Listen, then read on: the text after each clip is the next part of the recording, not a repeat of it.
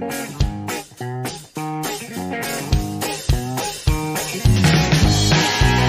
and welcome to another episode of Gumbo Live. Here's your host, BJ from Board Game Gumbo.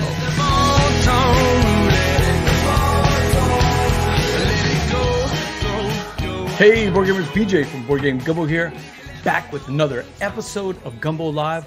It's episode number 140, Gumbo Live, the #1 Facebook Live talk show in Ankeny, Iowa, dedicated to board gaming. Our special guest tonight, it's Rob, it's Cam, it's TK from the Board Boys podcast. You can find them at theboardboys.com.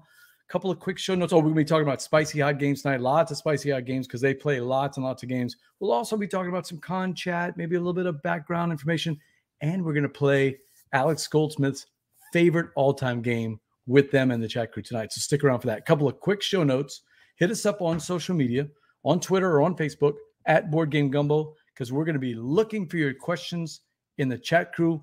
The Gumbo Overlord and the Name Father will specifically try to call out some things to talk about. So if you got something to say, let us know. But enough blather. Let's get right to our special guest. We've got a bunch of them, so this is going to take me a second. But there he is. Rob, what's up? Yo! Rob, all the way from Dungeons Gate. That is one of the greatest FLGSs I've ever seen behind you. I mean, you have a game store in your house. That's amazing. Right? Yeah. No, you were supposed to be at Dungeons Gate, right? Yeah, tonight's our game night, but we cut it short just for you. Oh, I am so happy you guys saw did that. Special place in our heart, BJ. I'm an honorary member. That's what I like to say. Or at least how about this? I'm a promoter. I'm a promoter of the Board Boys. Look, all night I've even got the special pin. Look at this. Nice. Got it right. We'll have to get shirts. More shirts out there. All right. So this was a tough one, but we're all the way from Peru. I think it's Peru. We've got Cam. Hello, it's Cam, top board boy. That's a better than bestest. No. Bestest boy. You're messing up the hierarchy. And the top board boy. Okay, you're not actually in Peru tonight. No, I'm in Des Moines, and I'm just to show that I can have games too. We'll just get. Okay, now I'm jealous because I can't find a copy of First Rat anywhere around here. Hey, funny story. I think there's 3 copies of First Rat in this talk show tonight. Yeah, you can have mine. I think Robin and Tim both on it. I purchased this because it was on the Ding and Dent, and there's an inconsistency right there. But that never bothers me. So yeah, hey, hold it for me. Maybe we can make a trade. All right. I've got some Simone Luciani game you want, right? Somewhere. Yeah, Darwin's Journey. Send that to me. All right. So we've got the #1 and #2 Simone Luciani fans in the world. But let's bring in the third board boy, who I actually had never met before. It's Board Boy TK. Yo, what's up? All right. So this side. Cam, I pictured that, because how you ever had this happen where you have a radio voice, but you've never met the person. So you kind of have a middle picture. Yeah. Was it accurate for Tim? 6'7", glasses, and a basketball star in high school. Well, he is 6'7", right? Tim, is that pretty close? It's pretty close. 6'3", 6'3". Not a basketball star though, unfortunately. All right, so I've got everybody in, and we got 1 million people already checking in on the chat. It is Patrick Newman, our favorite South Texas buddy. Patrick Newman, what's up, Patrick? Patrick, you got any questions for the Board Boys? Let us know. Actually, I think you guys met Patrick and Cindy Newman at BGG Con. We played that insane game with the hidden roll game? That hidden rolls game. Yeah. Mm-hmm. With the Gumbo Overlord. Yeah, we did. It was very fun. Tim, did you have that behind you, or did you just grab that? I went and grabbed it. Yeah. Okay, he's got First Rat. Yeah. Do you have it back there somewhere? Yeah, I have to find it. Okay. So for the 2 or 3 people somewhere on the other side of the world that have not heard of the Board Boys podcast, I don't even know who that would be. But just in case, out of the rock from your hiding. Tell the chat crew. Somebody tell the chat crew, what is the Board Boys? I mean, Cam, you're the longest board boy. Why don't you do it? Yeah, I think it's called the top board boy. Board Boys podcast is it's a deep dive into one game every 2 weeks. We started by doing the BGG Top 100, but that constantly changes, and we've been doing it for like 5.5 years now. So we still occasionally do a game that cracks the top 100, but oftentimes we do stuff that's getting really hot reviews or is highly anticipated. We go in, we give an overview of the game, we talk about the pros and cons, we give our final thoughts on it, and we give it a rating from 0 to 3 boings, which is based off of a incredible video that listeners should check out by DJ Steve Walsh. Ain't no stopping us now. Just get about 3 minutes in and listen to the rap, and you'll totally get it. Rob, the elephant in the room. Should we play the Steve Walsh video? Like right now? Like right now. I mean, it's worth it.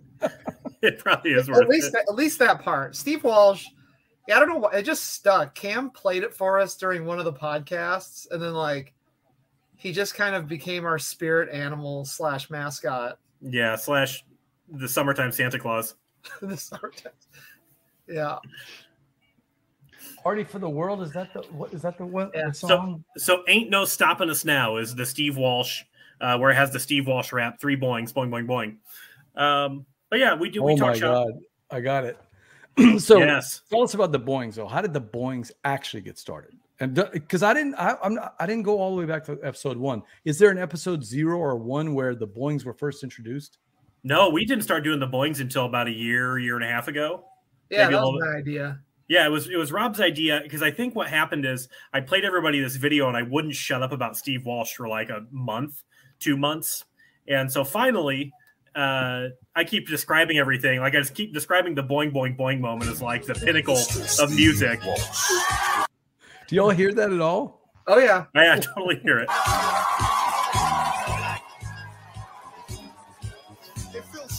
And who are we looking at right here? This is Steve? So this is DJ Steve. Are we going to see his daughters in here at all, you think? No. Well, I don't know, because, I mean, I don't know. I am in a group chat that both of Steve Walsh's daughters are in, like the DJ Steve Walsh fan club on Facebook, but I've never asked them if they were in any of the videos. They would have been like 5 or 6 at the time. So you know what's sad, Cam? I actually had a lot of his clothes in my closet in like 1987. I'm pretty sure. I had a lot of his clothes. Yeah. How come you're not in this video, BJ? That should be. I actually had a pair of parachute pants. I haven't seen them yet. But so if you want to give these guys the boing boing boing experience, I'd say go to about right where you have the. Yeah, we're getting there. Oh no, sorry, you got to go back. He's like, yeah, there you go. Don't stop the rockin', there's no holding back, there just ain't no stopping. So I'm busting beats because I'm feeling hot, and everybody around the world's gonna say, you what? You what? You what? You what? You what? You what? Say boing, boing, boing. We got it. Boing, boing, boing. There you go. That's the whole thing. And that laugh is just priceless. All right. So my favorite thing was when we were visiting with Stephen Bonacore, and we were doing the show, and we were trying to. I don't think he ever understood exactly what the boing boing boing was supposed to be. No, probably not. But it's caught on, right? So how does the scale work? Rob, I have my own thoughts about it. You should tell him how it works, because I'll leave the parts I don't like out. So it is a 6-point rating scale. Because, I mean, whatever, we flub it around a little bit, but essentially 6, well, I guess it's 7 because you could do 0 boings, but you can do, 0, 1, 2, 3, or 2.5, 1.5. I mean, we don't really review games that we really hate, so I don't think we've had anything maybe lower than a 1.5 from anybody that I can think of. Tim's the keeper of the boing chart, so he could probably tell you. We keep records of like overall ratings for our stuff. And TK, what's the lowest rated? What's the lowest boings anybody's given? Windward, and it was everybody gave it a 1. Oh yeah, yeah, and I think that one was like you could get it like Target maybe, right? Is that? It wasn't good. Yeah, not good. It was by far the lowest rated one. I've seen it around a couple of different places, so that's a 1 boinger. Yeah. What's the highest boing? Do you know? Any idea? And how many times can I do 4.5 boings without it getting annoying? That's 0. Yeah, you get 4.5s. You get 1. You can boing 1 4 times, or you can boing 4 boing 1 time. So far, the only person to do so is Jake Krause and Josh Ladd. Oh, Josh! Before he and that's right. And oh yeah, Bo has given many 4 boings. Oh, that's true. Bo has given 4 boings. He's so young and he's already used up his boings, Tim. I mean, like they're already gone. I mean, he's just borrowing them from different people he finds. He's the candle that boings the brightest. So other than those 4s, Tim, what's the game that consistently has the highest boings? Any idea? So yeah, Great Western Trail 2nd edition got really high that'll points. make the Gumbo Overlord very happy. Yeah. So there's Western that Trail. one. And recently, I think Beast did pretty well, and Woodcraft crushed. So, Beast are all is very good. Rob, I got to tell you, Beast is not my kind of game, but you actually sold it for me. That's a game I'd want to try. You made me think it was kind of Fury of Dracula-ish. It is. It's very cool. It's more instead of more hidden movement, it's kind of more hide and seek hunting kind of. It just feels more back and forth, and it feels like everyone gets to do cool stuff. So I'll bring that with me. I'll put that on the list. All right. We've got another one for BGG Con. Hey, let's get Verla and Steve in here and let's start talking about some games. How about that? Yeah. All right. We should have had First Rat on the list, obviously, because you guys are completely prepared to talk about it. I do think First Rat hit up. I think everybody hit it with a 3 boing. So we love First Rat. Pretty high up there. Yeah. I had at one point in time, I discovered I could fit an extra game in all my shelves if I faced one out. But then I realized I can't remember what the hell is behind all of them. Right. So I have labeled everything with cube numbers, and I just use an Excel spreadsheet. That's the fastest way to find the game I want to do. My son was bored before he started school, when he went to law school, and he actually went and did all of that for every shelf in here. I've never actually opened that spreadsheet up though, so it's probably all messed up now. So no, I've kept it pretty up to. Every once in a while, I get behind on it, and I do it, and I've labeled the cube with all the game names on them too. But I thought that would be easy enough to look through. That's hard to look through all the words. Ultimately, searching an Excel sheet is 10 times faster. Well, some of you guys have met Verla already, the Gumbo Overlord. Yep. Hello again, friends. We met last year. Verla. Last Thanksgiving. Yeah. Patrick, it's not that we're rationing boings. We're just making sure that the boings are properly assigned to the right games, right? It's true. There needs to be a Boing Federal Reserve of some sort that regulates this to make sure that interest is controlled. Steve, you got to watch parts of the video. In fact, I think you watched the whole video while we were talking, right? Your thoughts on Steve Walsh and the Boing. Family show. So unless we're going to go Gumbo after dark, I think I'll take a pass on that one. Listen, everybody, very soon there will be a party for the world, right? Yeah. He said it like 35 years ago, so I don't know if we haven't seen that yet, but maybe he was speaking in he was being figurative. Maybe next year. Sure. It's going to take the world that long to catch up with the brilliance. Yeah, exactly. BJ from Board Game Gumbo. I've got my guests here, the Board Boys from the Board Boys podcast. We got Rob and Cam and TK in, and they have played a game. In fact, I think they played it tonight, a game I am really jealous about. It's Darwin's Journey. Who wants to talk about it? I want to hear all about it. So Darwin's Journey is from Thundergriff Games. Simone Luciani and Nestor Mangione are the designers, and the artist is Paolo Voto. And if you ever listen to our podcast, we love what we call the Italian design house mafia, which is anybody in the Luciani, Mangione, Tassini. Who else we got, Campbell? Okay, so Luciani's kind of the guy who works with everybody. He's kind of the Kevin Bacon or whatever. Luciani's the best of them. I agree. I have an argument for that. To me, I'm with you. I think he's the juice. I think he's the juice in every game. But Luciani works with Tassini a lot. Luciani also works with Nestor Mangione. He did Barrage with what's his name, Tommaso Battista. Right. That kind of looks like Campbell. Yeah, who does kind of look like me, kind of look at the Barrage picture. But he also works a lot with Virginio Gili and Flamina Brasini. I think Flamina Brasini. Yeah. Mm-hmm. Yep. Who those two, make all their games together. And but oddly enough, they did this game. But the glue, if you go through all the games that I really like from those Italian designers, Simone Luciani seems to be in on all of those games. Yeah, it's he's like the guy. One common thread. Yeah.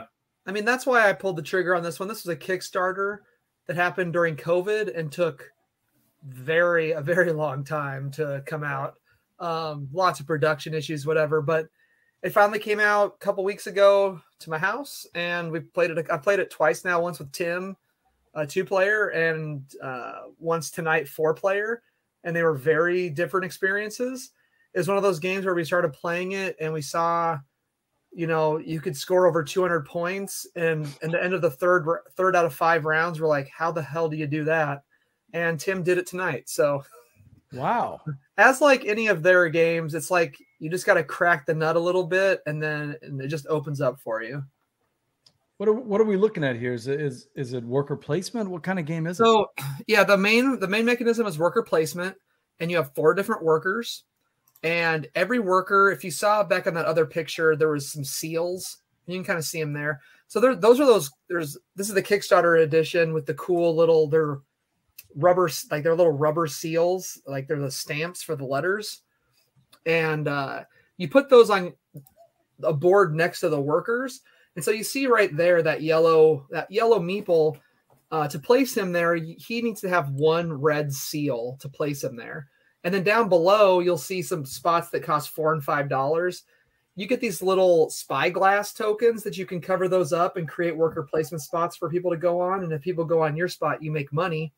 And they're better spots, but they require like a worker to have 2 red seals or 3 red seals. And there's 4 different colors of seals. And then there's a purple one that's wild. And then like when your worker gets more seals, like they can have up to 6 of them. They just get completely juiced up and get to do some extra stuff. They just make the actions better. There you see like there's stamps that you put on there, and that's kind of an area control thing at the end of the round. You can score some benefits. Ultimately in the game, you're just trying to, I don't know if you have a picture of the map where you're walking around, but you kind of sail your ship around. Yeah, there you go. You sail your ship around, trying to keep up. You try to keep up with the HMS Beagle, which was Darwin's ship when he was doing his stuff. And you try to keep up with him because if you're behind him, you score less in end round of objectives. And then you kind of walk your explorer around, learning about the different species and animals.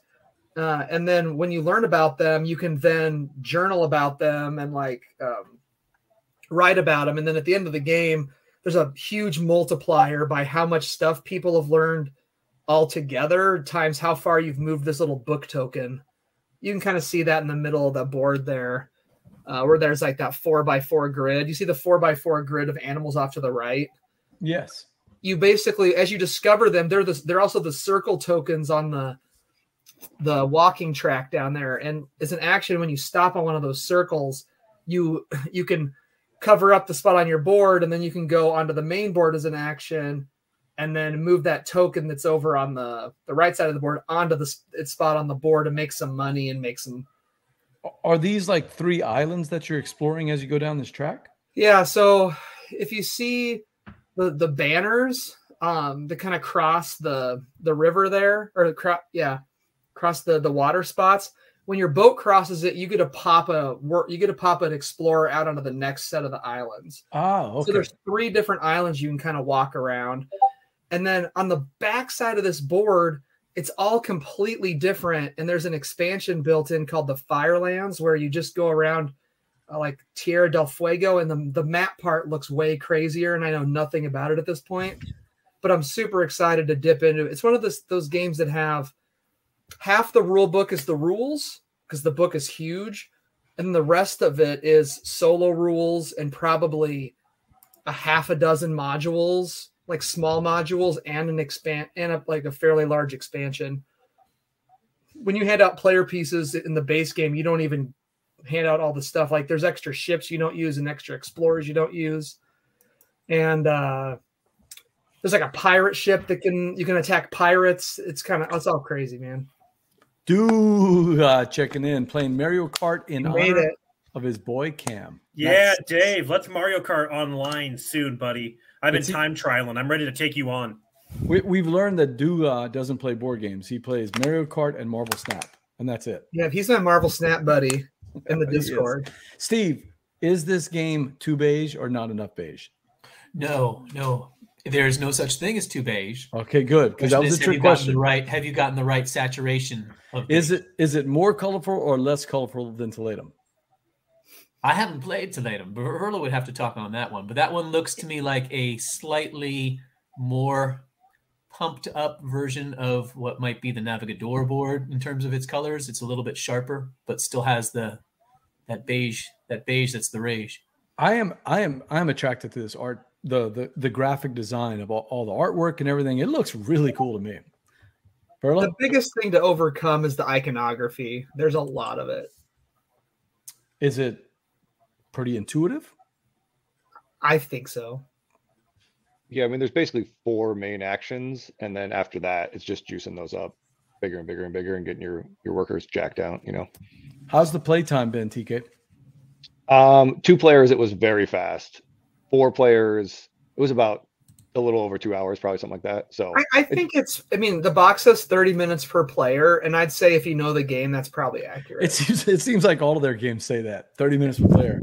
But I think they're all generally right. Yeah, I bet if I pulled out Teletum is not that long though. I don't think it's 30. I don't think they say 30 minutes per player on that one.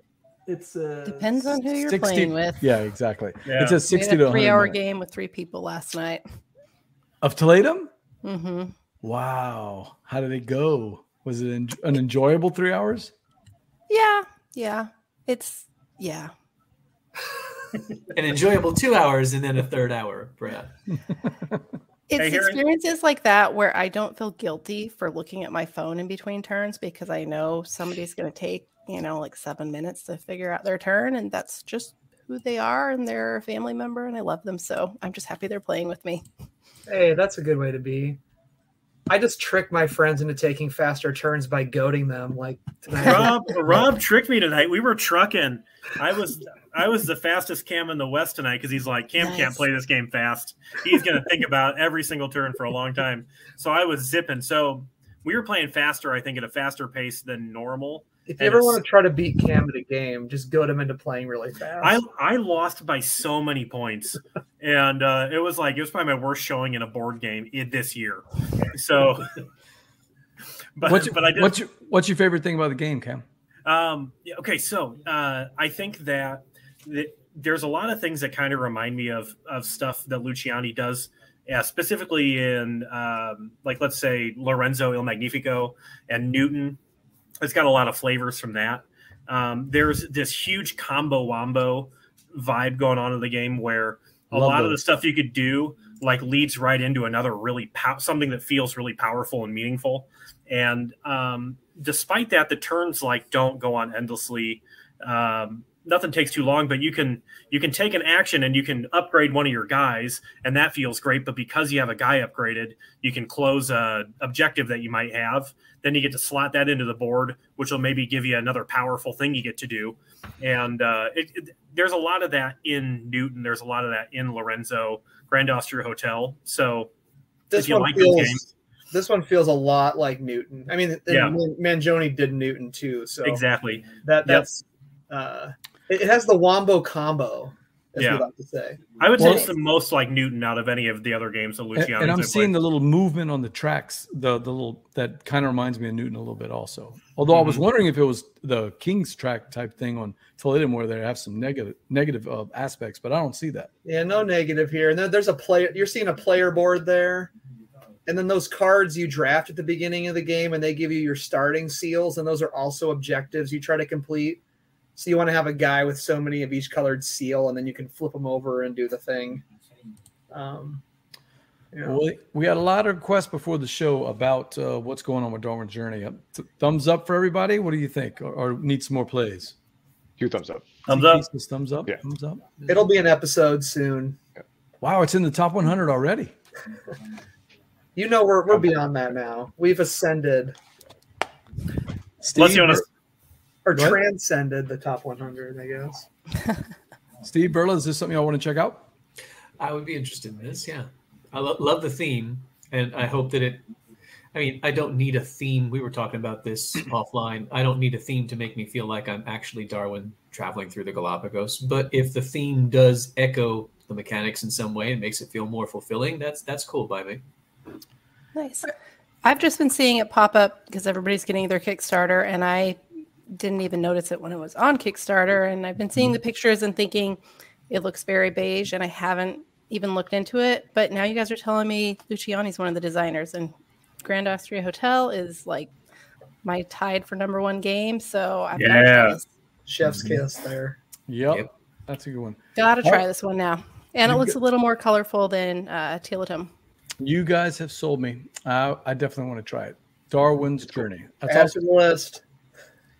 All right, BJ from Board Game Gumbo. I've got my guests here, Cam and Rob and TK from the Board Boys podcast, and we are talking spicy hot games. And one of the ones I wanted to talk about was French Quarter, the brand new loaded roll and write. I'll say brand new, coming soon to Kickstarter. Brand new loaded roll and write from Motor City Gameworks and 25th Century Games. They use that term loaded roll and write, and this is, that's what it is. These are crunchy roll and writes. Has anybody played Fleet the Dice game or Three Sisters or Motor City or any of their other loaded roll and writes? Everybody's played. Yep. Yeah. So played Three Sisters last night. If you know anything about those games, you know that they are roll and writes, of course, but they play almost like a big game experience, but only take about 45 minutes to an hour to play. So somehow it fits all three of those things and squashes them all together. They're very combo-licious. I call them bubble wrap games because it feels like you're wrapped up in bubble wrap and you're rolling around on the ground and they're just popping bubbles like crazy. Because once you do one thing, it just keeps popping. You're like, okay, I got this thing and I'm going to pop that and it's going to go over here and I'm going to pop that, and your turns can take a while.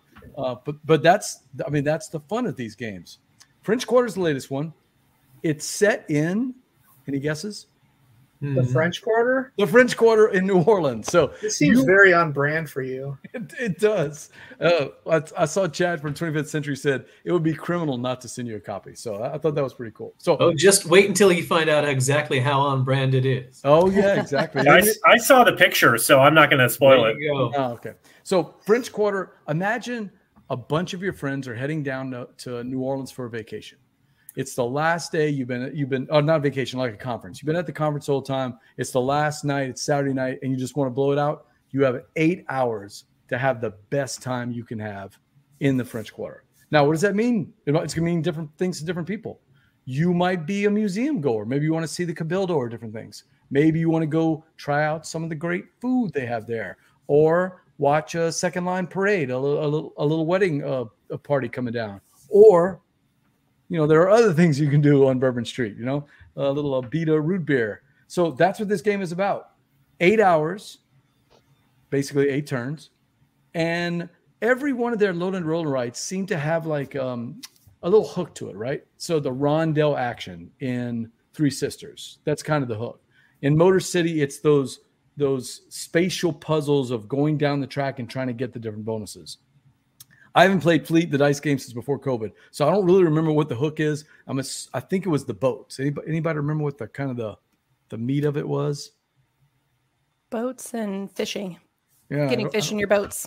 I don't remember what the mechanic was. That was the hook. In this one, they've taken the spatial puzzle that you have in Motor City, but they've changed up the way you get to those things. And what do I mean by that? If you can see on the screen, for a more than 2-player game, with a 2-player game, you take taxis out. You have these different ways of getting around the French Quarter. We're going to roll all the dice that are assigned to those colors. Technically, the carriage would have one, but I think we had already taken it. And then you choose one of those. On your turn, you're going to choose one of those. And each round, each of the 8 hours, everybody's going to draft 2. So when you draft those things, they do cool stuff. And it just goes basically top to the bottom. They're going to give you those bonuses. For instance, if you see the streetcar picture, it's got a little umbrella and a food, a little shrimp or a crawfish. You're going to get those bonuses on your sheet, just like most of their games. Then you're going to travel, and each of the different cards give you a different way of traveling around the French Quarter. The carriage ride is going to move you 1 to 3 spaces. A taxi cab is going to move you even farther. The streetcar only allows you to move up and down certain streets. The riverboat only allows you to move up and down the Mississippi River. So each one has a different way of doing that. And then, of course, you're going to get the dice. And the dice is going to come into play in the little city itself, inside the little French Quarter. And that's where Matt and Ben and Adam love these little mathy games, and that's where this part is. You're going to be mapping your visit so that way at the end of the night, you can compare your trip with everybody else. Well, on the map, you're going to put that number in, but it's a puzzle because you have to put the number within plus or minus one of all the adjacent buildings. So that's where the math, they love those mathy games, and that's where this one comes in. By the way, that wine stopper with the fleur-de-lis does not come with the game. Oh, I was wondering. Sorry, it doesn't go with the game. So you can see everything else is going to be familiar to you. The ones on the bottom right are the performers that you're going to meet on your travels. Obviously, you want to pop as many of those bubbles as you can to try to get them all. The ones up on the upper right, the umbrellas, that almost all their games have that. When you pop the umbrellas, every third one is going to give you a free wild. So it's kind of that nugget that we see in failed games, right, Cam? This is the nugget. Yeah, this is the nugget. The umbrella is kind of the nugget. This is the way to let you manipulate the board if you can't get something going. Everything else is based on, if you've ever been to the French Quarter, you know that it's got this kind of Spanish-French architecture, and that's what all these windows are on the top right. Those are just tracks. You're going to be focusing on Bourbon Street. Great. As you go down Bourbon Street, you're going to be getting bonuses. They're either one-time bonuses or all-the-time bonuses or in-game scoring. And the only way to score points on those is to actually reach those multipliers that you see on the upper right-hand side where the fleur-de-lis are. So as you can see, I've played this 4 or 5 times, and everybody has a different way of winning. You might focus on performers, or you might focus on the upgrades, or you might focus on the mapping. But of course, Matt and Ben can't just rest there. It's a loaded roll and write, like a big baked potato. It's got the second line. If anybody takes the socialized dice, at the end of the turn, the second line is going to move around the city, and it's going to score points for all the buildings you've mapped. So just another way to think of this really cool spatial puzzle. These are prototype components. So how would you score an Uber to to get some beignets? That's right. I think Café du Monde is actually in the game, but Patrick, you're going to love this. They were cool enough to include Cajun Jewelers and BJ's Gumbo right in there. Love it. I thought that was pretty cool. Love it. So I told my wife that I'm retiring from board gaming after this podcast tonight. There's nothing left to do. Steve, it's in a board game, right? Empty threat, BJ. Empty threat. We all know it. Probably so. And there's the little streetcar. Remember, TK, this is not a trolley. This is a streetcar. We're in New Orleans. Okay. New Orleans. All right. Yeah. Love it. Any thoughts about French Quarter or any of the loaded rolling rights that we see? Have you any experience with those games? We just played Three Sisters, Cam and I, with Jake not too long ago. It was really good. That one looks sweet. Being able to, you're trying to map your way through the city. I think that's awesome. Yep. And it looks like it connects. The theme connects pretty well in there, right? Yeah, I'm zazzed to try this one. It looks really it just looks really fun. And all those games are kind of like taking the SAT. They hurt your brain, man. No, I just meant like filling out all the bubbles all up and down the thing, send it through the Scantron to see who wins. Oh, I didn't thought of that. Yeah, that's true. But no, they're super fun. I like them, and I'm excited to try this. I love that there's a BJ's Gumbo in there because, maybe you don't know why I'm excited about it, but I love it. BJ's Gumbo and Cajun Jewelers. Look, you can't beat that, right? Seems like a missed opportunity for Motor City Games to call it loaded roll and write. There's got to be something car themed there, like a muscle car roll and write or a horsepower roll and write, or that's the name they chose, loaded roll and write. I kind of understand it, Yeah. It does make sense, but you're right. It could have been something a muscle powered roll and write. Rob, what you think? Looks cool. I am not a roll and write fan, so I play them a couple of I just need a couple of them, and I've got the couple I like. And I forgot to tell you one of the mechanics in the game, though. It's one versus many. Oh man, no, it's not actually. It's not. There's a hidden trick. No, I normally play them once or twice, and that's about. You know what though? I play most games once or twice. So. I'm designing a hidden movement roll and write to get Rob into the genre. Right. Is this Fury of Prud'homme, BJ? Well, is that It could be. It could be Fury of Desatel. It could be. We could see it. No, I really do like the artwork. It captures the city really well. I love the fact that somebody, I don't know which one of the three, was thinking streetcar, stumbling around, and riverboat, and they all work differently in terms of that. There's also a couple. I think they're going to throw in an expansion, a mayor's expansion, which just adds one more level of complexity on top. I like what I see already. Out of the four, I gotta say, Steve, this might be my favorite, and here's why. Toledo has become my favorite of all the Italian game designs because it's so accessible. I've taught it to just about anybody, and they pick it up. You know, like it's very accessible. The iconography is easy to figure out. The game starts out a little slow, and by the end of the game, you're taking these really long turns. Same way with French Quarter. I found Motor City to be just brutal on my brain. I mean, it's a really chunky one. Three Sisters was my favorite before this, but I want to get a couple more plays of French Quarter in, especially want to play it with the new stuff to see if there's any changes. But this might be my favorite. So, but this isn't out yet, right? It's going to be out on Kickstarter. He did not say when, but it's coming pretty soon. I would expect this month, this month or next. So it'll be. They usually try to do a spring Kickstarter. That way they can deliver to the backers. And they've done this on all their games. They have the spring Kickstarter, and then by February you're getting, because you're seeing pictures of Motor City everywhere. Like they've been delivering it. It's out in retail. Three Sisters is back in retail. So there's a lot. Any other thoughts? Looks awesome. I'm all over this one. Very cool. I like it. Let me get the next one set up, and I'll turn this one over to you guys. Let's see. What do y'all think? Distilled or Earth? No, let's talk about Earth. Is that okay? Sure. BGG from Board Game Gumbo. I've got my guests here, the Board Boys podcast. I've got Rob and Cam and TK, and we're talking spicy hot games. And here's one that I have no clue how to play. I'm in 2 games on BGA right now, and I'm just button mashing, or as Steve says, flail and fail. Flail and fail. That's basically what I'm doing. Yeah. So I'm hoping that you guys in 5 minutes could take me from an absolute neophyte to helping me beat Zach and Jared in the game. Who could do that? I mean, you just score point. Am I the only one that's actually played a physical copy of this game? Yep. Yeah, if you don't count digital copies, then yeah. Well,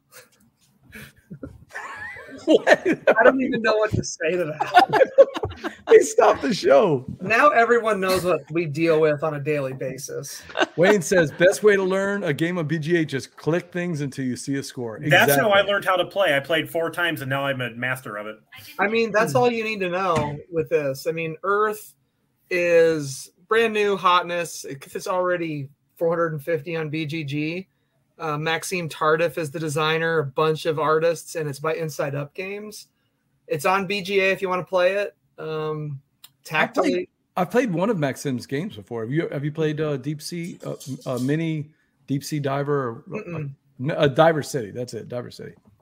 Yeah, and the main thing I like about it is the game is all right. That's a good picture right there. So you basically take one of, I believe, 4 actions, and you get to do the top thing, and then everyone else gets to do the bottom thing. And the main thing you're doing is planning things in a 4x4 grid, trying to score points. Or that second action there is to get dirt, and you spend dirt to plant the plants, which is the first action. That second symbol there that kind of looks like a recycled card symbol is putting cards in your compost pile, which that's like another resource you can use to do things with. Like you can spend things out of your compost. They're also worth points at the end of the game. The next action is putting little green growth cubes on your cards, which are also worth points at the game. And then the fourth one, I can't really remember. Oh, bring us in there. It's growing the tree. Whoa. Oh, yeah. It's growing the tree on the card. And you get points for that, too. You get points per segment, or if you've grown the full thing like you see there. I'm not sure if that's a legal tree or not. Is that 4 tall? Anyway.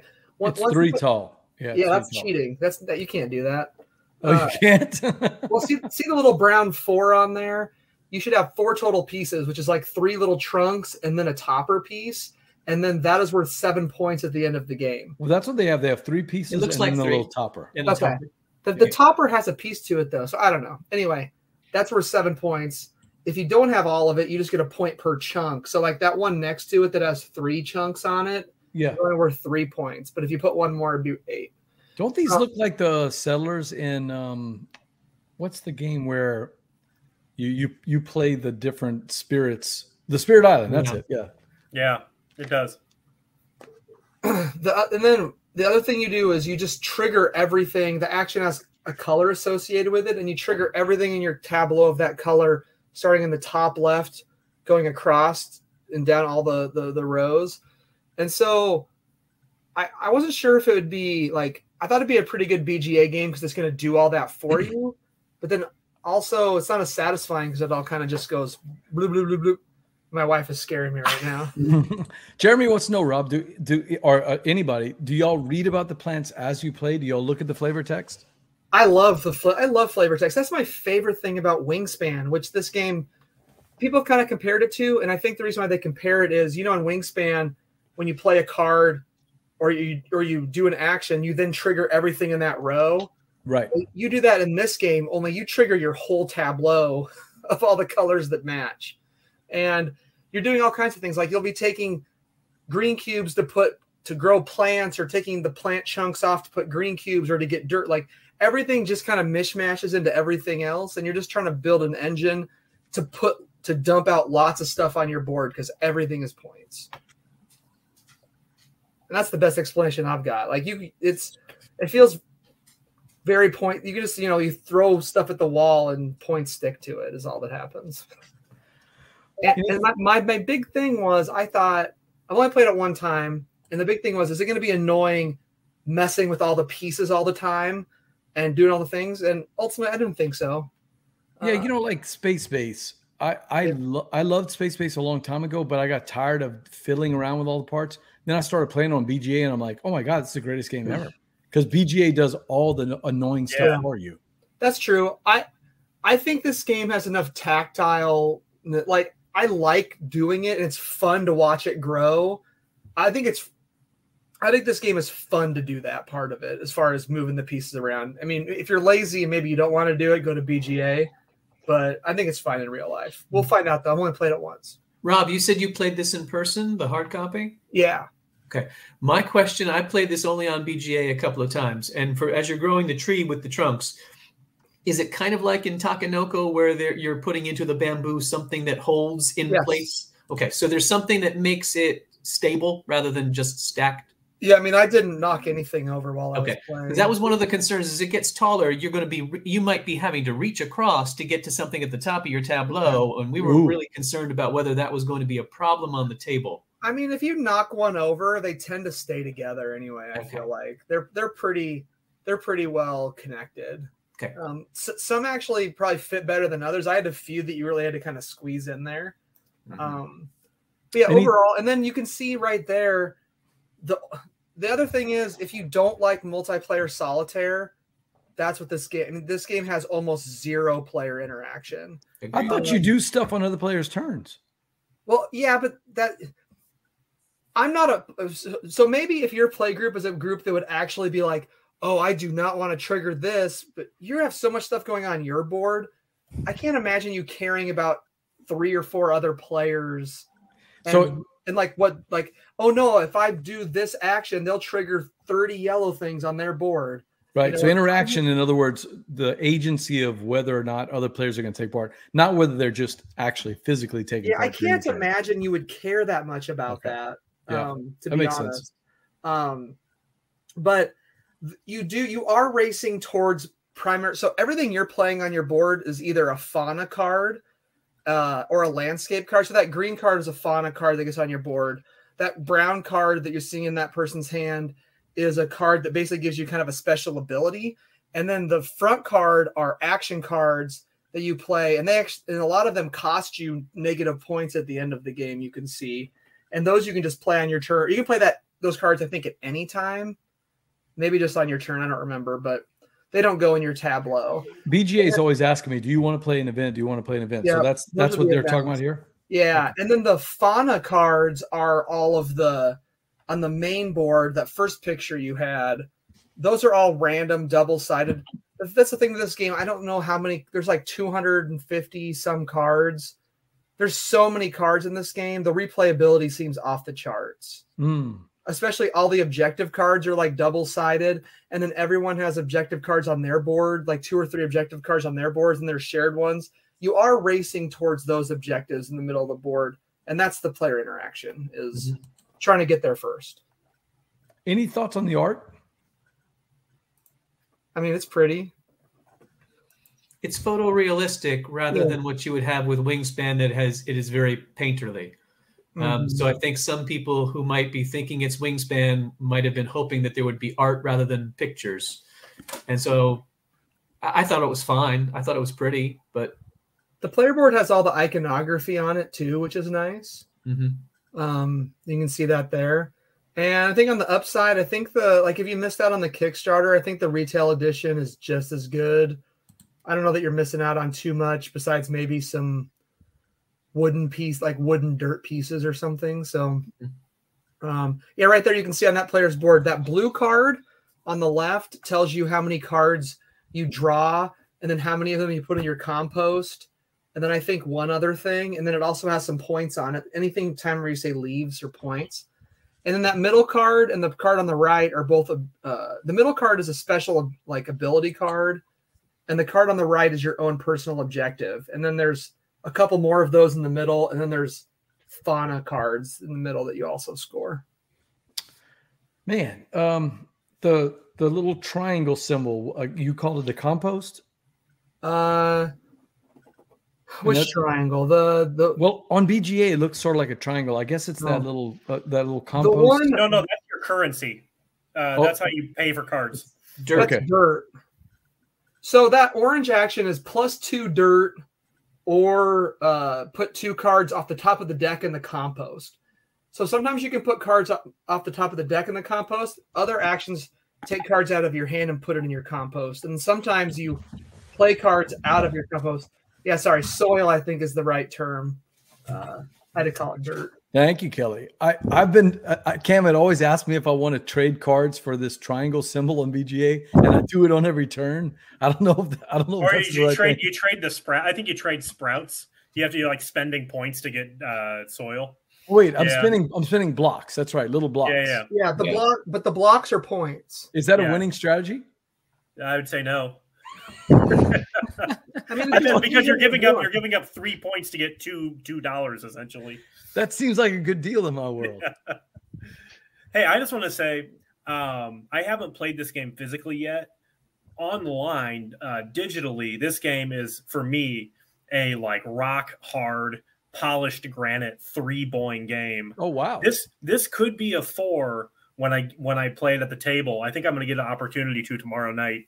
But when we do and that's from your physical play or the digital? No, I've only played digitally, but I basically just learned how to play this just by clicking, and with each like experience with it, I just have a better opinion of it, and the things you can do and the different ways to score points. It's so fun. There's 4 objectives to keep track of. You have a secret, like a private objective.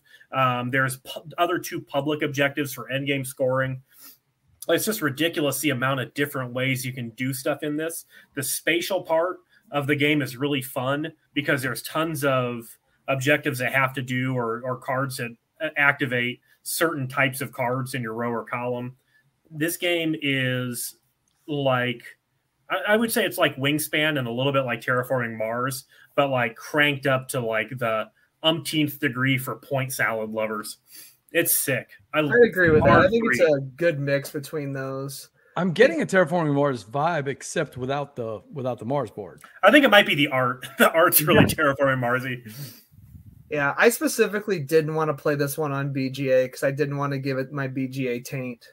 Yeah. Because sometimes when I play a game on BGA for the first time and I don't know what I'm doing, it just sours me. Makes me like it more. TK, have you played it? Just online. I'd agree with Cam. I actually I am with Rob in that I do get the BGA taint if I don't know how to play it first. So I went and looked up how to play it, and I really liked it. I had a good time. I'd love to play it again, and I'm looking forward to play it live for sure. Can you play solo on BGA? Probably. I haven't tried, but a lot of BGA stuff you can solo. I recently did Arc Nova. That was pretty sick. So TK, you do not recommend playing two different games of Earth at the exact same time without watching a video?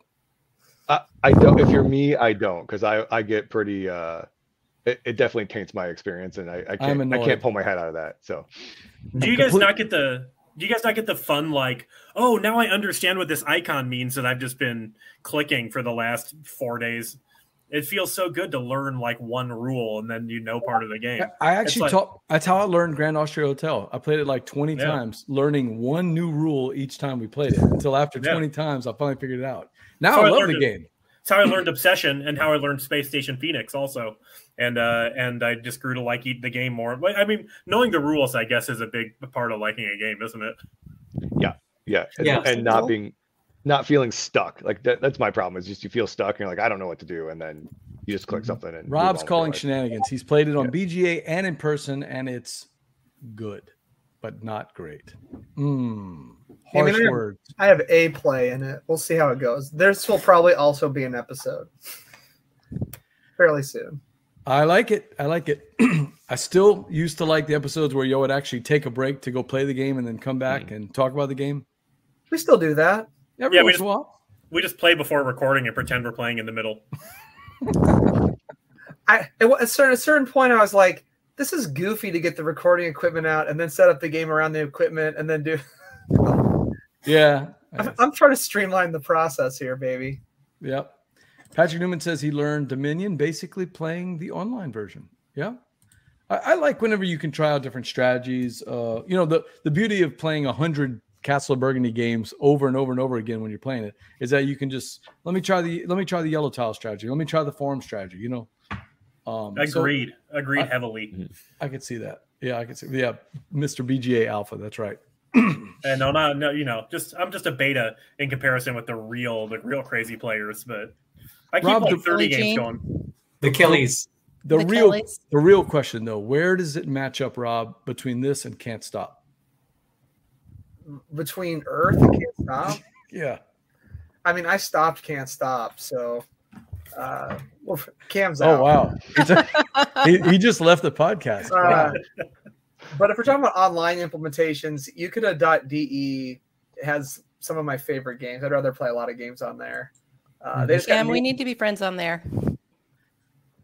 They just got Newton on there. Yeah, you won't get any argument from us. Yucata's got some absolutely fantastic games. I think just share Yucata names. Is Wadajia done?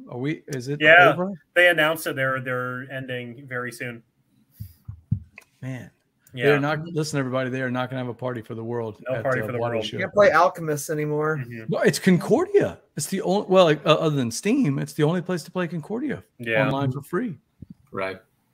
That is tough. We'll just have to get some Steam games going. Mm-hmm. All right. We got one more to talk about, I think. Maybe another one. Let's see. Oh, I don't know. It's getting close to that 9:30 hour there, Steve. One more? More? Do one more. I'm going to step away and come back while you prep it. All right, let me get that ready then. BJ from Board Game Gumbo. I've got my guests here, the Board Boys podcast. I got Rob, I got TK, I got Cam, and they've got a game I haven't played, but the theme alone has got me excited. Tell me about Distilled. Oh man, this game looks good. I'm going to let Tim talk about this one because he's the one that bought it. Yeah, I did have it in my hand at Dungeons Gate, and his wife showed up and was like, I'm supposed to buy that for Tim. So I let him have it. Yeah. So it's a game about distilling alcohols. So most of the kind of meat of the game is, Rob, you say a market row. You purchase items for your alcohol you're going to distill, and then after you're kind of done purchasing, you make your alcohol. So you have to combine a water, a yeast, and some sort of sugar, and then depending on how much sugar you put in, you gain alcohol cards, which you can't actually see on there, but you basically kind of shuffle your little deck together, and you discard the top and the bottom card, and you turn out an alcohol, and then you can kind of see the little white board with the brown pegs in it right there. Yeah. Depending on what's in your hand after you discard the top and bottom, you get an alcohol. So say I had the 3 wheat sugars in my alcohol after I've kind of discarded, then I would make whiskey or something like that. So once you kind of do that, you can decide, is it an alcohol that needs to be aged? So it needs to go into a barrel and be aged, or is it something that I can, it needs to go be sold right away? So you either age it or sell it. And then, you know, if you age it, it sits in your warehouse. And then the next round, so right there, you can see there's a metal barrel and a glass bottle. So if you age it, it'll continue to grow flavor in it, which is basically extra points. And then on the next round, you can decide to sell it and get money. And you basically do that over 7 rounds. There's some signature ingredients. There's a player power up top above the barrel. You can see that you can put like you can the row of piles at the top. So the row of piles at the top is like a bonus point that when you make an alcohol, you get. Not bonus point, but bonuses. You get a bonus, and then there's like 3 card slots next to that. I think that's a Nun is one of the distillers, where you can put like upgrades to your warehouse and stuff. So basically, you spend 7 rounds kind of distilling an alcohol. The theme is very cool. The discard at the top and the bottom I think is great. Kind of gives you a little random there, and then there's a lot of that like middle card where it says like whiskey and gin. They call them tasting flight. I think there's like 8 different sets of those. So there's a bunch of different alcohols that take different combinations. You can kind of Robinize game. All of those alcohols will need to be aged. So it makes it a little bit harder. It definitely way harder, Rob. And was it? Yeah, it was way harder. Yeah. Kelly wants to know, do you get vibes of viticulture? And I've got a different game from viticulture that this is drawing comparisons to. I don't think so too much because there's no worker placement. It's basically just purchasing things and making sure that you're making your alcohol the best it can be. How about compounded? Have any of you guys played compounded? Mm-mm. Anybody? No? Okay. Compounded, you're mixing up ingredients to try to make, I don't remember, you're trying to make other ingredients by using these compound elements. So it would be a lot like that. Yeah. You basically create a deck of cards and then shuffle them up and kind of discard a couple and make alcohol. And then, depending on, there's 2 normal kind of ingredients and then bronze, silver, and gold. So you can kind of, as you get more and more stuff and you kind of get into the game, you can start making gold recipes, which are harder to make, give you more points, get you more money, things like that. So Rob says he's getting a press your luck feeling from it. Yeah, a little bit. You can mitigate that luck by making sure your deck is stacked with enough things where if you draw 2 cards out of it, you can still make what you need to make. Nugget. There's a nugget in here, Cam. Every game should have at least one nugget, if not 2. Kelly says, she was talking about where you age in the cellar, and it sounds like it has kind of a similar mechanic there. Exactly. Yeah. Wayne said he played it. He played it. He liked how thematically it adds all the mechanics to it, but he said he played it at the cafe and that was enough, not necessarily having to back it. What attracted to you, TK? Was it the mechanics themselves, the mechanisms, or was it the thematic setting? I actually don't drink, but it was the theme. So, interesting. The theme around it, making alcohol, aging stuff, and kind of, deciding what that was. And then my wife doesn't play a ton of board games, but she saw it and was like, hey, that's something I'm interested in. So anytime she does that, it's like, that's an instant buy for me. And so she hasn't got to play it yet, but we'll get it out here soon. And I'm sure she'll like it. So is there a way, in compounded, whenever you make compounds, you can create a lab fire if you're not careful. You got to be careful with what you're mixing. So there's that kind of push your luck thing. Is there something like that here where you can mess up the whiskey if you don't distill it correctly? So you can end up not making whiskey, but you will always make an alcohol as long as you have the 3 main ingredients. And one of those might be moonshine. So you can kind of basically make moonshine, which is the worst alcohol to make for points, but the best alcohol to make for money, if that makes sense. So you make a lot of money, so you get more points next time. You can moonshine it up. Rob says another one he didn't love, but he would say try before you buy. I would agree with that. You're the opposite. Buy before you try. I would try it before you buy it. I think it's good. I liked it. I don't know that everybody would love it, but it's definitely good. Steve, you're a connoisseur of fine drinks. What are you thinking here? This is interesting to hear because I was thinking along the same lines as Kelly, wondering if this, when I had seen the original art, if it was going to be worker placement a la viticulture. But being able to turn things into gins with botanicals rather than whiskeys with aging in barrels sounds thematic. but the theme needs to be secondary to the mechanics in some ways for me. So if it sounds like it's an okay game with a theme I love, I might rather find a game I love and just enjoy the other part of the hobby by imbibing it. Well, it's definitely imbibing the game. I like that. Yeah, It's definitely a try for me. I definitely want to try this. I'd say everybody try it. It was a little on the pricier side for a game. It was probably like $80 MSRP or something like that. So definitely try it. It was intriguing when I saw it first listed, but the price point made me think that's not something I'm going to invest in blindly just because the theme sounds good. But what if TK gave you the famous TK money back guarantee? If you didn't like it, he's going to buy it from you. 100%. I will, for sure. Doable with that. Verla, what do you think? Are you I sold? want to give it a try. I'm not sold, but I want to try it. Rob, you've been quiet. Thoughts on this game? I liked it. I don't need to own it, but I will play Tim's copy anytime he wants to play it. It was fun. I think it's fairly accessible. Like you said. Where is Duga when we need him to say, it was okay, I think I'll have to buy it? And I didn't say that this time. He did. I think, I don't remember. Tim, does your copy have metal coins in it? No metal coins. Oh Okay. God, Cam, how many times did we say that weekend? Oh my God. Oh my goodness. Wow. Yeah, it was probably more than we said. This is my favorite game. Yeah, no, that was this year's the other thing. line. Yeah, That was this year's line. Yeah. 2 years ago. Yeah, Yeah. I'm getting Because mixed up. I thought the copy that Tim bought, I mean, it came with the game trays and stuff. Yep. So I guess I don't know what the difference between the Kickstarter was and what you can get in retail, but what you got in retail looked really, really nice. Man, TK, a lot of people are taking you up on the offer, so get ready, man. Right. We'll just need your PayPal. So Yeah, just send me your addresses. I'll send you something. Right. Wayne says, big issue. The cafe did a retailer pledge for folks, and they didn't send it with the metal coins. What is that about? I wonder if they were an add-on or something. The retail pledge didn't come with the metal one? I don't know if Sobo has it in a copy, but there's a rumor that the Board Boys are going to be one of our very special guests for Sobo. So maybe they can confirm that tonight. They're going to be coming to Sobo in October. No comment yet? No. BJ, you're looking for confirmation that somebody's going to a con? Right. Did you just say that you need somebody else to confirm something? I want them to say they want to come, man. Come down to Louisiana. I want to. Yeah. I mean, 100%. Iowa is also in October.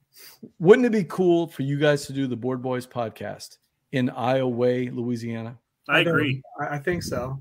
If these guys will, I will. 45 minutes. It's 45 minutes. So the Board Boys need to take BJ to task with this. I'm going to tell you something. Yeah, they do. What you need to do is hint that you might be interested in it for 5 months, and then eventually commit and forget you committed, or pretend that you forget you committed. Oh, so man. play BJ's game. Make him work for it. I totally forgot about that. I wasn't even thinking. Kelly's got the right answer. Blew the joke. I blew that. No, I blew that joke. I would have ran that joke in the ground tonight. Oh, man. Is that something BJ does? Run jokes into the ground? Yes. Patrick says, good night, y'all. It's fun. Thank you for checking in, Patrick. That was it. Patrick, you're going to miss the game, and you're going to want to do this one because I actually designed the game. I designed it for Patrick. So I can't believe he's going to miss this, but that's all right. Oh, no. All right, so that is Distilled. It's a try for me. I definitely want to try it. That's one. I don't know about picking it up, but if I like it, I do tend to like games like that. They don't always stay in my collection. Homebrewers was one that I thought I would like, and then I just mechanically it was like played it once or twice, and that was enough for me. So, but Viticulture has stuck around. Same thing with Vinhos. Vinhos is great. It stayed in my collection. So just add it to the list for BGG Con. That'll be 50,000 games long by the time November hits. We're gonna have to add a day before and a day after. But seriously, we should add a day before and just that would be the game. That would be the day we play all the games we bring. You know what I mean? We got to get those out. You're gonna need to do 3 or 4 days if you're adding Rob into that. Brew Crafters. Wayne, I have a story for you. I've owned Brew Crafters, I think, 3 times now, and I've yet to ever play it. That's like me with Heaven and Ale. You've never played Heaven and Ale? Oh. No, I'd really like to because it looks like the funnest one of them to me. Oh, you got to add that to the list. Can you add that to the list, Rob? The little sure. We'll play it without Cam. Well, that's true. I'll play it with you. Thank you. 3 times, Wayne. There. I finally got a copy of it recently. I was so excited. Good. I also owned Heaven and Ale and never played it before I saw it. I own it now, so I'm gonna. You know what? It's coming off the shelf of shame. Shelf of opportunity, man. Sorry, the shelf of opportunity. It's excellent. Hadn't PC'd up my terminology for my board game collection. By the way, that is a game, like most games, that is a game you could beat me at because I am absolutely horrible at that game. I am so bad. Fun. Oh, I'm so bad at it, but it's fun. Yeah, Brewcrafters, I've owned it 3 times. What's the other one? Wildcatters, I've owned twice, and both times I got rid of them before I could actually play them. Oh, it stinks. One of these days. All right, you guys know what? It's a board game show. Do you know what we have to do? Play a game. We got to play a game. That's right. Okay, so I've got something fancy. Let's see if this is going to work, Verla. I brought something kind of fancy. All right, what are you up to this time? Complex. Let me see. Let me see how this works. So, there we go. All right, let's see. Oh, look at this. Look how fancy you are. Bells and whistles. So, Steve, I pressed the wrong button. That's why I couldn't get it to work. Reason. Okay. Now it works. I don't even have to look at the screen here. It's all here. All right. So we are going to play a game we have called at various times Douay Touffet. We've called it Heartthrob the board game, or board game the Heartthrob, because we're trying not to get in trouble with the manufacturer. Steve, do you want to talk about how we play, or do you want me to do it? No, this is you, BJ. Take it. Okay, I'll do it. So in this game, we're going to need to get the private chat going. What we're going to do is we're going to present to the chat crew 4 games, 4 snacks or food, and 4 groups of people. Starting with the game, we're each going to pick what we really have the envie to play, like which one of those 4 we really want to play. We're also going to pick which one we think the chat crew would play, and that's why we're going to go to private chat when we're doing that part so that we can't cheat. And as a bonus, we have to pick the one person in the group that what they would want to pick, but you can't ever pick the same person twice. So there's a chance to score 2 points in each round. Steve, can you keep track of the points for us? Yeah. Yeah, I'll track points. But I'll need you all to help me report. Yeah, we'll do that. All right. So any questions about the game before we get started? We're going to be picking a game, and you're trying to figure out which one of the 4 you want to play. You're going to pick a game that you think the chat crew wants to play, and you're going to pick a game that you think somebody else wants to play. So you'd have to pick the game and write down the name of the person. Yeah, absolutely. You got to do that. Got it. And are we typing all of this in, BJ, or are we writing ours down and just announcing them? The only one that you're going to type in the private chat is the chat crew. Is the chat crew one? Yeah, okay. Yeah. Okay. So, cool. And it looks like we're getting this here. Yeah. Got it. Okay, good. Perfect. What is the weight rating of this game on BGG? Of the board game, the Heartthrob? Yeah. Yeah, it's a 5.1. It's at least 4.5, I think. 5.1. Okay. 5.1. It's 4.5. It's 4.5 boings. Yeah. All right, here we go. So we'll see about that. The first game, French Quarter. All right. So everybody switch over to private chat so we're not looking at what they're saying. Okay? Right. Second game, Fury of Dracula. I wonder why I threw that one in there. Zapotec is the third game. I had to throw that one in. Actually, I have a reason for this one, not what you're thinking. And the fourth one is Tricarion. All of these were geared toward Rob, so to make it even tougher for me and Cam and TK. So just to remind you, that's your 4. French Quarter, Fury of Dracula, Zapotec, and Tricarion. So on your piece of paper, write down the one you want to do. Write down the one you think someone else would do. And I'm going to go. I already got mine. And then whenever we're ready, you're going to type into the chat what you think the chat crew is going to do. But don't hit send yet. All right. Everybody let me know when you're done. I'm ready. Oh, wait. I forgot to put mine. What was the third one again, BJ? Yeah, French Quarter, Fury of Dracula. Tricarion. Zapotec. Fury of Dracula and French Quarter. So what you want to play, what the chat crew wants to play, and what somebody else in this and group pick wants somebody to play. from our group here and what you think they'd like. All right. Are we all ready? I'm ready. Not quite. Give me Did just a it. second. I think so. Verla, let us know when you're ready. Just a sec. All right.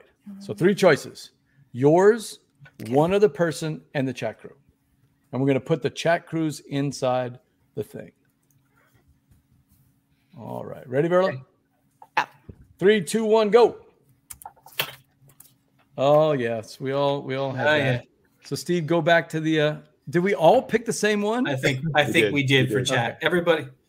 Everybody picked the exact same thing for chat. Well, our fan base is located in Louisiana, right? I don't have anybody in the chat, so we'll just have to wait to see if they add, unless our chat's a little behind. But I don't see anybody adding in there. we may not be able to do the chat if we lose the chat. Oh, some people are walking the dog in the park. All right, have lost some of the folks. Oh, there's an answer. They're rolling in. All right, so let's go with Rob. Who'd you pick? You want my game or my person? Give me your person and what they said. He picked TK and he put try carry on. Yes. Did he get a point? 100%. 100%. Yeah. All right. Okay, so I Rob like gets one. All right, TK, you're up. Who did you pick? You probably can't read it. I got Rob and Fury of Dracula. Rob, is that right? Oh, yeah. That was close. Yeah. All right. So, Steve, you're up. I had for my choice for one of the others, BJ and French Quarter. You are correct. I picked French Quarter, even though I almost Cyloned you because I was going to pick a different game. So that I think you're saving your Cylon call for the last of the 3. Probably so, yeah. I thought I might be safe on the first one. I chose Rob and I picked Try Carry On. So I think I got a point on that one. Is that right, Rob? You did. All right. So put me down for points, Steve.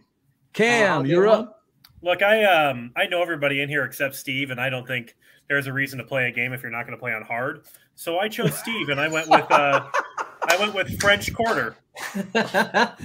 Nope. Ah! It's a good call, though. I would have picked like French rolling Quarter rights, for but you. I tend to be more along the lines of there's a couple that I will repeatedly go back to. What'd you pick? I picked Fury of Dracula. I need to go back to that. Really? I played it once and got really frustrated that we could not corner Kevin. And ever since then, it's kind of nagged at me that we need to bring him back to the table as Dracula and hunt him back down again. I would have bet money French Quarter. Verla, what you got? I said Cam and Tricarion. Ooh, Verla, I'm sorry. I'm a rolling Sorry, rider. man. I love Dracarion, but I can't wait to play French Quarter. He is definitely a rolling rider. Yep. All right, so that's the easy part of the round. The chat crew has Try Carry On. None of us got it because we all said French Quarter. 0 points. Yeah, 0 points for that. All right. So all right. After Wayne, you might round, be the only one playing because everybody else is walking around. So that's fine. First round, what we got? First round, I think that Rob, BJ, and I got a point, unless I'm counting incorrectly. Double check me. I got a point. Okay. So I think it's 1 to 1 to 1 to 0 to 0 to 0. Okay. It's a tight match. It's a barn burner here. It's anybody's game. Yep. All right. So second up, we've got 4 choices for the snack. But here's the twist.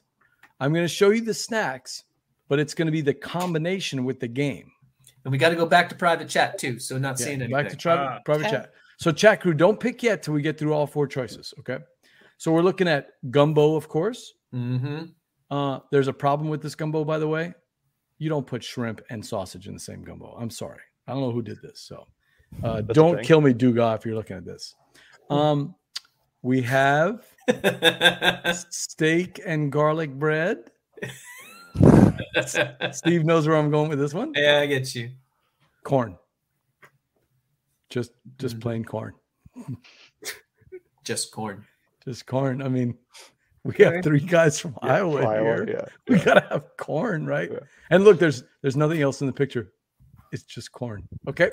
And then we got for my buddy Cam. What is this? That is ceviche, and that looks like Peruvian ceviche because there's the camote, and it's made the correct way without avocados and tomatoes and that kind of stuff. Mm-hmm. I was called out whenever I tried to put a Long Island bagel, and apparently it wasn't a Long Island bagel. I did my research this time, and it's an actual Peruvian ceviche. Right. I mean, as an American, I accept other forms of ceviche, but this is the best Peruvian style. All right, but here's your 4 choices. That's not your 4 choices. Your 4 choices are French Quarter and Gumbo, Fury of Dracula, and Steak and Garlic, Steve. I knew it. Those went together. Zapotec, of course, with corn. If you played Zapotec, you know why I have corn in there. And Tricarion and ceviche. That was not very a thematic choice, but I know is Peruvians are known for magic, right? Oh yeah, that's Like we can say that. entertainers. Yeah. Okay, so there's your 4 choices. You have Tricarion and ceviche, Zapotec and corn, Fury of Dracula with the little grinder. You know, it's got the garlic bread and the steak. French Quarter and Gumbo. So quick thematic question here. Is this what you would want to have, or the thing that you think is the best match? It's what you would want to have. This is your you're having a game night, and this is the game you're going to play with the food you want to serve. And then you have to think of some. Then you have to think of the other person. Yeah, and again, money's that helps me a little bit. Money, time, skill, none of that is an object. It's not like, well, I don't know how to make a roux. That's not it. Your Emerald is going to come in and make the gumbo for you, right? Cam is going to come in and make you the Peruvian ceviche for you. So that's not the issue. It's just which game would you pick along with which food. All right, so you're picking your favorite. You're picking the chat crew's choice, basically Wayne, and you're picking one other person that you haven't picked before. Okay, so I'm going to go look at these slides again. I'm going to go.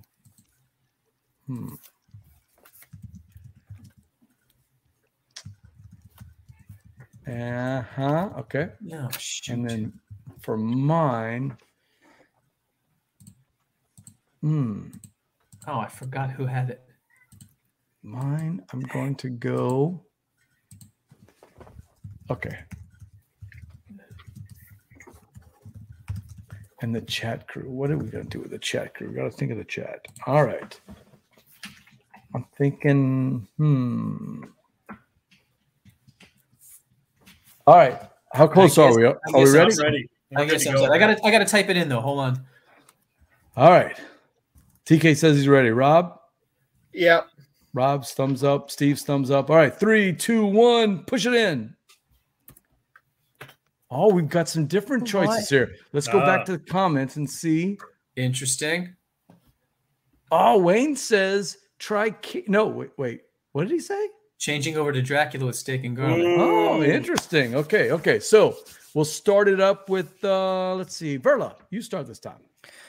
Okay, I said, who did I say here? TK with a ceviche tricarion mix. No. Yes?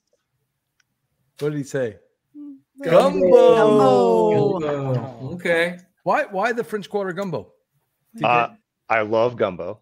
Really? Yeah, I do. Yep. I love Gumbo. And I think I'm in between Cam and Rob on the roll and write thing. I did like Three Sisters. I've been playing Hadrian's Wall, which has been fantastic. So that's super fun. I'm in. Yeah. That is a loaded roll and write, if there ever was. Yeah.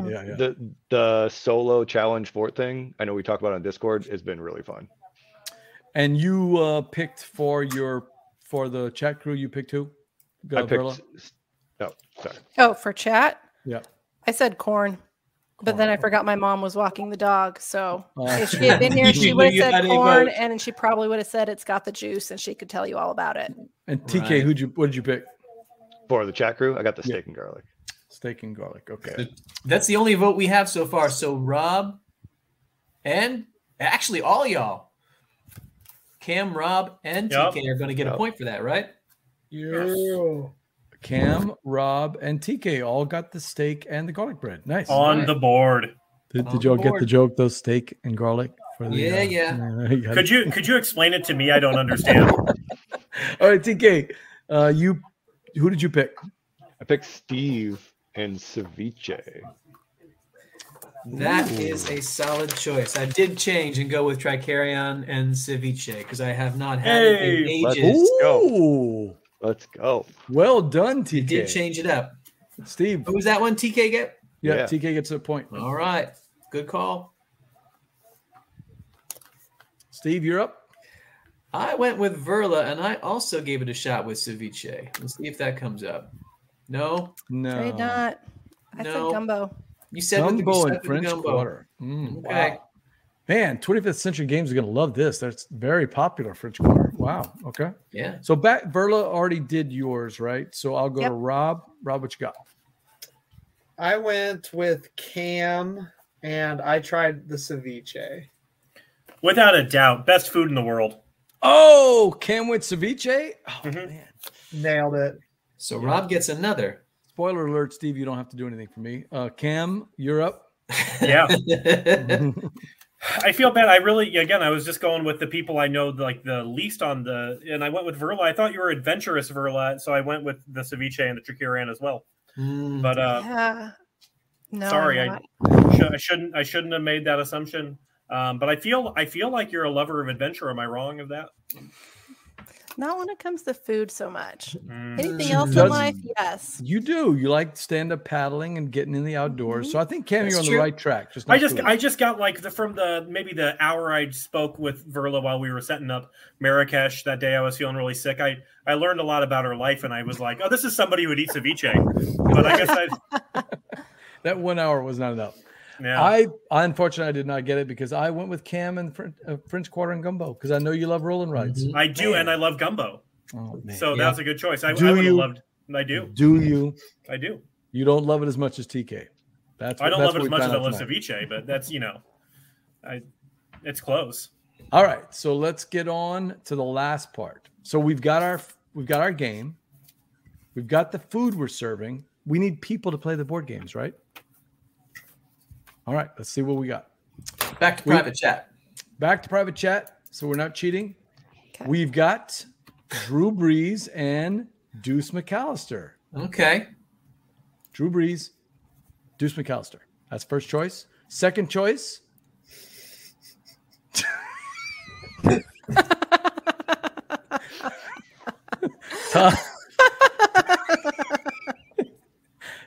Tom Cruise and Brad Pitt. You might remember this movie. I don't remember the names anymore. Lestat. Shoot. Lestat. His Interview with a Vampire. Yeah, right? Lestat and somebody else. Yep. And then we have the Midwesterners. The Midwesterners. These are all fictional people who claim to be from the Midwest, including Ron Burgundy, Iowa's own Ron Burgundy. I did not know that. Steve, did you know that Burgundy was from Iowa? I did not know that. He's actually from Iowa. I did know that Axel was from Detroit. He's from Detroit. Tom Selleck's from Michigan. All these people are supposedly from the Midwest. And the last one, of course, we could not do the game without Steve Walsh. And who wouldn't want to have Steve Walsh at their party, at their board game night? So your four choices, chat crew, are Deuce McAllister and Drew Brees eating gumbo and playing French Quarter, the loaded roll and white with you. We've got Fury of Dracula with garlic and steak. You need the garlic and steak. You need the steak, Steve, to protect yourself from Lestat and his friends. Sure. The Midwesterners eating corn.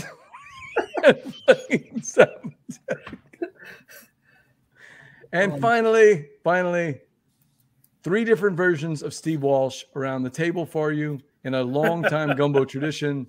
You don't play Cam with one Steve Walsh. You play with all three. That's your choice. You've got DJ Steve Walsh, Record Steve Walsh, and YouTube Steve Walsh, and they will all be playing Try Carry On and eating Peruvian ceviche, as I'm sure Steve Walsh's daughters will attest that he does that all the time, or he did that all the time. Too soon? Kind of a ceviche guy. No, I think he died like 35 years ago, so we're okay. Yeah. All right, chat crew. So your choices: French Quarter gumbo with some famous saints, Dracula with a meat grinder, and Lestat. The Midwesterners eating corn and Zapotec, obviously a popular choice, and Steve Walsh. Can't pick the same person. Man, I'm really stuck here.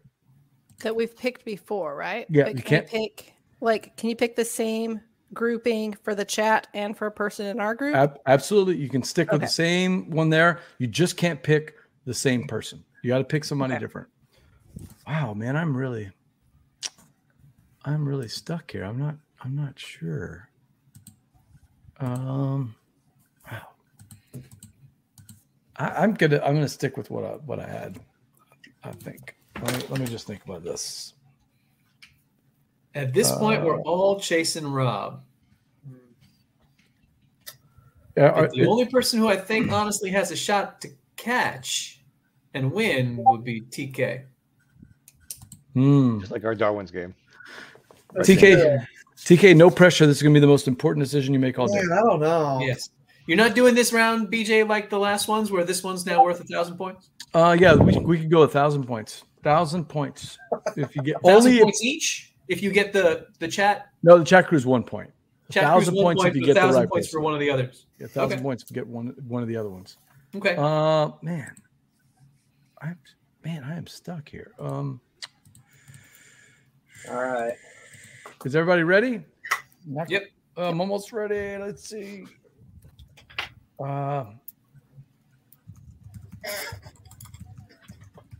All right, I'm ready. Here we go. 3, 2, 1, punch it in. Oh, we've got missing. Do we have everybody? Is that everybody? We got a bunch of different choices here. 1, 2, 3. Yeah, that's everybody. Well, no, we have 2 different choices. Okay, so let's go back to the main one and see what was picked. He went Dracula. What did I pick? Oh, I didn't pick that. Oh, Wayne. Oh man, we are not on the same page. Nobody gets it. Nobody got it. Nobody gets it. All right. So Cam, who'd you pick? Well, I went with Rob, and I wanted to pick you on this one, BJ, but I just felt like Rob loves those Midwesterners so much that I had to go with it, and we'll see if I'm right. Oh man. Yeah. I mean, I would totally want to play board games with Ron Burgundy. Yeah, I know. As soon as I saw those guys, I was like, I can't not give Rob a shout out.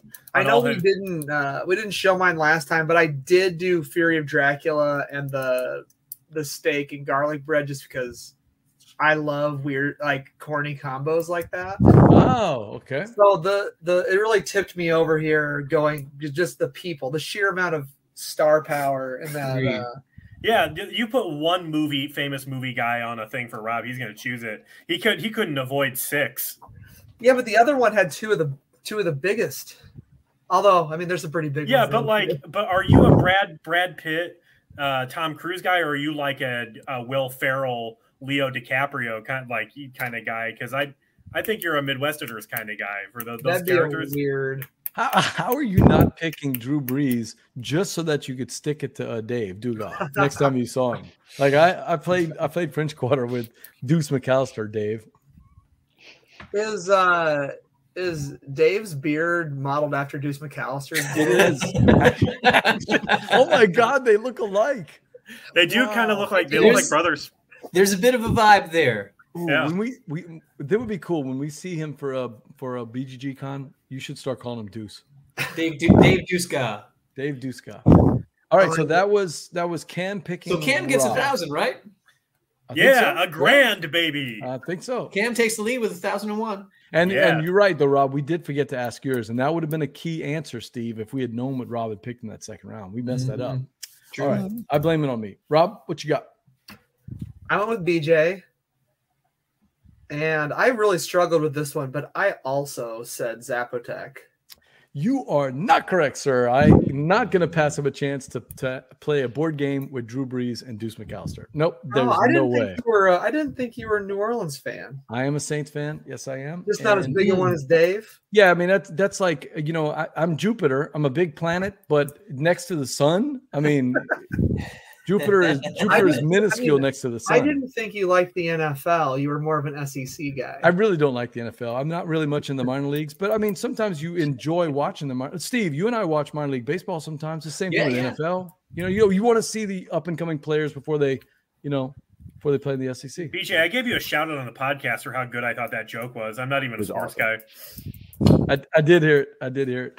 Okay, so that was you picked me, Rob. Is that right? I did. I picked TK.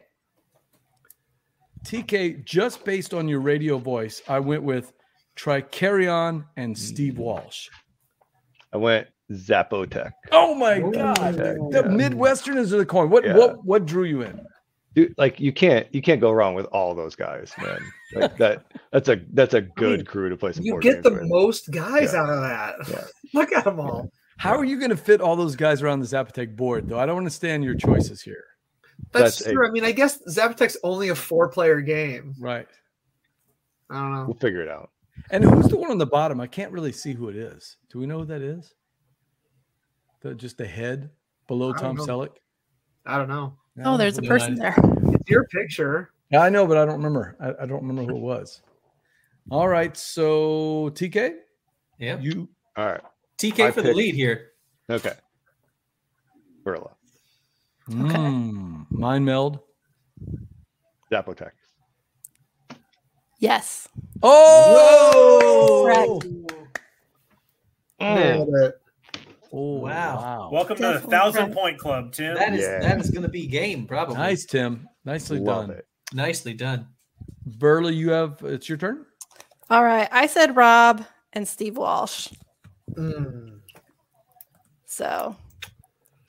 And Rob did not. No points for me. I did not. Couldn't pass up those I'm Midwesterners. losing the game this week. Big time. Has anybody guessed Cam yet? It's coming right now. Okay. Steve, here we go, Steve. I went with Cam and Steve Walsh. Well, you're going to be wrong about that one. No! Just kidding. It says Steve Walsh. It doesn't matter what we're eating.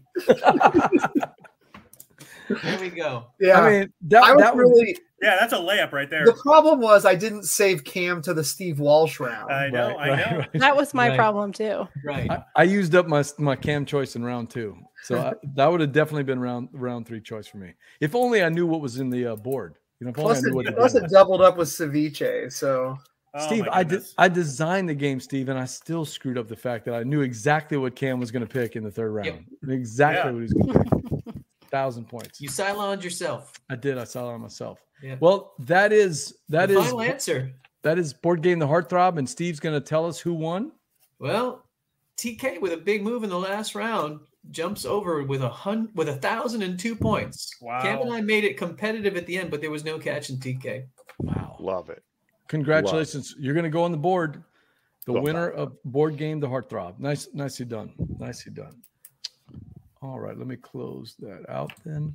I do like the slide thing. I think it does a good job of presenting all the games, Yeah. Steve. That's a keeper. That actually is going to make that particular game real smooth. Yeah, that was fun. Any thoughts on the game? Is that a keeper? Love it. 100%. Not Yeah. bad. Very fun. You're not going to do boings? Three boys. That's Nice. an easy 3 4 boys and a half. game. Rob? 3 hard boings. 4.5 boings. 4.5 Clearly. points. 4.5 Probably boings. my favorite game. It's probably my favorite game. It's my favorite game of all I'll time. pick it up. Yeah, it's all right. Dugas says I'll it's see. okay, and he's going to have to buy it. Yeah, it's all right. I guess I'll have to buy it. All right, board gamers, that's it for another episode of Gumbo Live. I want to thank my guests, Rob and Cam and TK, for coming in. How can they reach you if they want to talk to you about the boings? Well, the boardboyspodcast.com or the boardboys.com is the best place to go because it has all the links, all the things, all our episodes. From there, you can find us everywhere else: Facebook, Twitter, Instagram. Cam's on TikTok. Sometimes. Yeah, the last TikTok I did was a year ago, so I should probably do one tonight. Do a post Heartthrob the board game TikTok. Yeah, we have a Discord on there. You can get the link for the Discord and come talk with us. A very active Discord. It is a very active Discord. We set up a lot of BGA games on there. And Yukata. Yeah, so if you want to play some board games online, you'll find lots of willing folks there. We got lots of different channels for lots of different stuff. Yeah, and just anywhere where you can find a podcast, search the Board Boys and we'll be there. Make sure to like our Facebook page, facebook.com/boardgamegumbo, and our YouTube channel. It helps us get the word out about all of our upcoming shows, including in 2 weeks, we're bringing in board game writer and reviewer extraordinaire Keith Law formerly from ESPN. He's going to be the guest on the show. Can't wait to chat with him. I especially love his post-Gen Con columns where he kind of talks about all the games he's, that he saw. And he's been writing this for years, Steve. I mean, it's going to be interesting to hear how that developed. Reminder, catch us on Twitch on the opposite weeks, twitch.tv/BoardGameGumbo every other Tuesday night where we play your games live on Twitch. I'm BJ from Board Game Gumbo. And for Rob and Cam and TK and Verla and Steve, until next time, les bon temps roulés.